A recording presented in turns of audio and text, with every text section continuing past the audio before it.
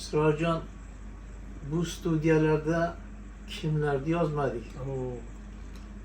Butun man degan ustozlar mana shu studiyada yozilib, ovozlari oltin fondda saqlanyapti. Haligacha havo mavjlarida ijro etilib kelyapti. Xo'sh, bugun qilayotgan ishimiz nima bo'lyapti? Ana o'sha ustozlar aytib ketgan boyligimiz, o'zbek milliy san'atining gultoji bo'lmish maqomlarni bugungi kunda yosh ovozlar ijrosida, yosh ijrochilar ijrosida yozib olishdi. O'sha prezidentimizni da'vatlaridan keyin, maqomga bergan e'tiborlardan keyin viloyatlardagi, masalan, ilgari o'ylarmidingiz Surxondaryoda yoki Qashqadaryoda yoki Navoiy viloyatida maqom ansambli yo'q. Bitta Yunus Rajabiy nomidagi maqom ansambli va Bo'kada havaskorlar maqom ansambli bor edi. Qo'qonda havaskor bolalar maqom ansambli bor edi. Shahrisabzda Elmurod akani bolalar maqom ansambli bor edi. Ana o'shalar demak unib, o'sib, o'qib bugungi kunda masalan shu san'atimizga xizmat qilyapti. Mana bu qilayotgan ishimiz shu Qashqadaryo viloyat maqom ansambli o'z tayyorlagan o'sha buzruk maqomidan o'sha Saraxbori buzrukni tayyorlab kelib o'z ijrolarida oltin fondimizga, radioning oltin fondiga o'tkazib, tez havo mavjlari orqali xalqimizga taqdim etib bahosini olish maqsadida qilinayotgan ish. Menimcha men bugun mana shu ijrolardan bir o'zimga bir huzur tuydim. Demak, ularni ham eshitganman. Bugungi kunda mana bularni ham eshitib men bir huzur tuyib o'tiribman.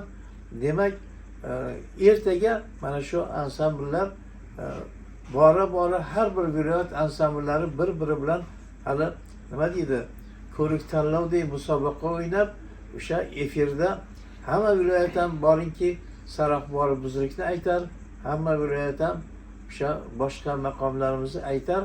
Shu qilayotgan ishimiz ertaga xalqimizning ma'naviy oziq olishiga xizmat qiladi. Mana hozir eshitib turibmiz, o'sha bir xil yangiliklar kiritishga harakat qilishgan. Men changda eshitdim shuni. Siroljon, o'sha changda shu kerakli joylarda insonga bir haligi deydigan, yaxshi bo'pti deydigan bir elementlar qo'shilibdi-da. O'shaning uchun mana bugun yozyapmiz. Bu ansambl ishonamizki bu o'sha prezidentimizni ishonchlarini oqlashadi, xalqimizning ishonchlarini oqlashadi. Siz bilan biz shu sohaning mutasaddisi bo'lganimiz ekan, bizning ham ishonchimizni oqlashadi deb o'ylayman. Rahmat Nuriddin aka, juda to'g'ri fikrlarni ta'kidladingiz. Bu maqom san'ati degan bilan maqom san'ati bizni milliy, boshqa xorijdagi san'atshunoslar, tadqiqotchilar gap bo'yicha bizni milliy operamiz, milliy simfoniyamiz, milliy oratoriya deb ular ta'kidlashib, ular shunga e'tibor qilishgan, ehtirom ko'rsatishgan. Ana shu gapga ko'ra u maqom san'ati o'zingizga ma'lum ajdodlardan qolgan bizning oltin merosimiz. Toki o'sha Farobiylar, Kavkabiylar, Abari bin Sino, Alisher Navoiy, Ulug'bek ko'p bizni donishmand ulug'larimizni, buyuklarimizni, allomalarimizni nomi bilan bog'liq. O'zidan o'zi maqom san'ati bizga yetib kelmagan. Bu qadimdan shu o'zini o'sha G'azalroniy, o'sha Namud, Avj degan o'zining go'zal ohanglari bilan, go'zal ijrolari bilan, maftunkorligi bilan shu kungacha mana asrlar osha yashab, shakllanib, odamlarni o'ziga jalb qiladigan darajadagi sehrli bir san'at sifatida mana o'zingiz aytdingiz, hatto yurtboshimizni mana shu maqom san'atiga bo'lgan e'tiborlar, ehtiromlari buni yaqqol misol deb ta'kidlasa bo'ladi. Maqom san'atini ajdodlar ruhini shod qilish maqsadida bu boshlagan tashabbuskorliklari yurtboshimizda. Mana o'zingizga ma'lum hamma viloyatlarda maqom jamoalarni ochib berdi. Hamma viloyatlarda maqom jamoalari, ansambllari bor. Go'zal ovozlar, sozandalar, yaxshi iqtidorlar kashf qilinyapti. Shularning qatorida men mana bugun mana yozuv radioning oltin fondiga yozuv jarayoniga guvoh bo'lyapmanki, albatta bu Qashqadaryo jamoasi, Qashqadaryo maqom ansamblini men ko'p joyga borsam ibrat qilib ko'rsataman qilayotgan ishlarni. Nega? Bu maqom nafaqatgina maqom bilan, maqom bu Toshkent Farg'ona yo'lidagi chormaqom, mumtoz ijro yo'llariga e'tibor berilgan. Xorazm maqomlaridan ham ijro qilinadi sug'oralar va qolaversa bastakorlar ijodiga ham e'tibor qilinib, katta ashula hatto janriga ham e'tibor qilinayotganligi mana biz borib o'zimiz ko'zimizdan ko'rib, quloqimizdan eshitib guvoh bo'lib keldikki, bu juda qilinayotgan ishlar xayrli, sharafli.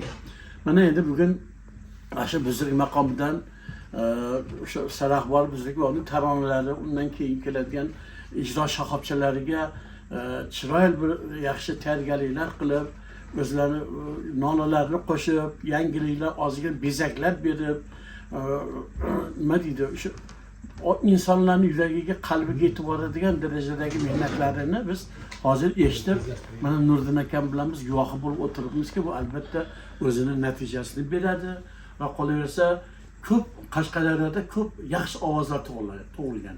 Ko'p ovozlar chiqadi. Baritonmi, tenormi, qizlardan sopranami, ijodkorlar yoda yaxshi hofizlar ko'p, sozandalar ko'p. Shu boisdan o'ylaymanki, bugungi boshlagan mana Yodgorjon bozor qadrdonimiz shu ansamblni rahbarlik qilib kelinayotgan bo'lsa, juda bir xayrli ish qilib kelinyapti-ki, ana shu ijro yo'llariga, ovozi bir-biriga uyg'unligiga, ansambl shu jo'ravozlik, hamnafaslikka e'tibor qilib, qolaversa mana mushkulot qismlariga ham harakat boshlanibdi. Demak, bu mana shu maqom san'atini kelajak avlodga yetkazishda bu qilinayotgan sharafli, xayrli ishlardan deb bilaman. Rahmat ustoz.